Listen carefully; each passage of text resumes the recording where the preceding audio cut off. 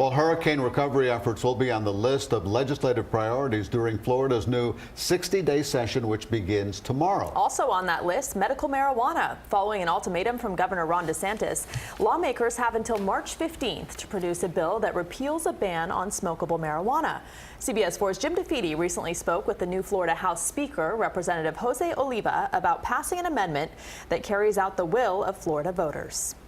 I don't believe that there's no medicine that we know of that is smokable. Controlling the dosage of a medicine in smokable form is not something that can even be done. So there's a challenge between what I think we have to pass because there's an amendment in place and what I would like to see. So but your personal view cannot guide what you believe the amendment calls for. I don't get to decide on the question that I wish was before me. I have to decide on the question that is before me. So how will you decide this question? Will you allow smokable marijuana? The House will pass a bill that incorporates smokable marijuana. Will you place the types of restrictions on it, though, that will make it almost impossible for people to get? For instance, going before a panel, putting additional hurdles like maybe 2 or 3 or 4 doctors to have to sign off on it. You know, you can also construct a bill that makes it very difficult to implement as well. Yeah, so I think what you will see, and we'll have follow-up after the bill starts moving, I think what you will see is a bill that does not require multiple doctors, that increases cost and reduces access, or has people come before a panel. All right, Jim joins us now, and we just heard the Speaker talk about the marijuana issue. That's just one of several that the legislature is going to tackle. One of them is education, and the governor wants more money earmarked for education. You think he'll get that?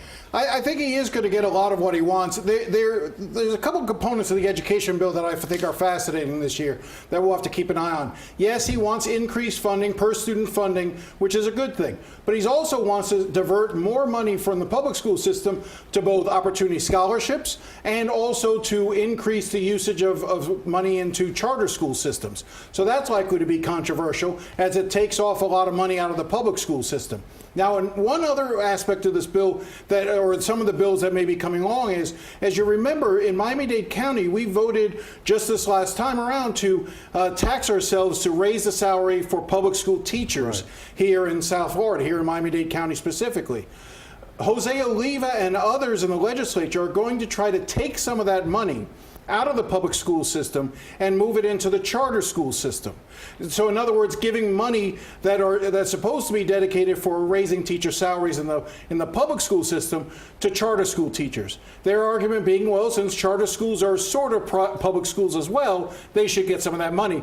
Expect a big fight on that from the unions. Absolutely. Okay, so healthcare is also a priority. What should we expect in that arena? We're giving you lightning rounds. Sure, yeah, that's okay. So the healthcare issue is one that Speaker Oliva has made as a priority. So for instance, what Speaker Oliva talks about and what you can expect to see pass through the Florida House is measures that are going to make it easier to open hospitals in South Florida and across the state. He believes that the problem with the cost of health care in South Florida is there are not enough hospitals.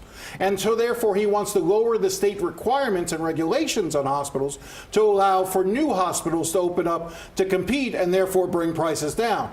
Again, there are a number of issues that will be raised with that, including you can expect pushback from the hospitals as well. One thing that you're not going to see in this legislative session is expansion of the Medicaid funding. This has been a controversy for the last few years.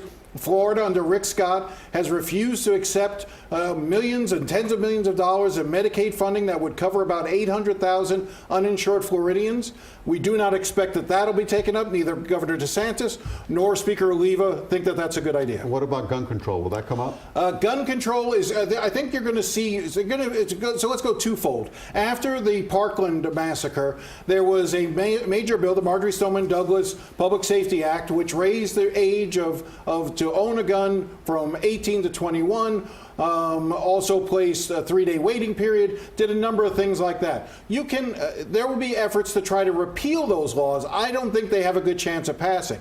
You will also see bills introduced to try to ban assault weapons. Again, I don't see those passing either. I think the only gun issue that may actually make some headway is guns in schools. Right. I do think that you're going to see, I think there's a strong likelihood that the expansion of the Guardian program, which currently allows non-instruction, in other words, non-teachers to carry weapons in classrooms and classroom settings.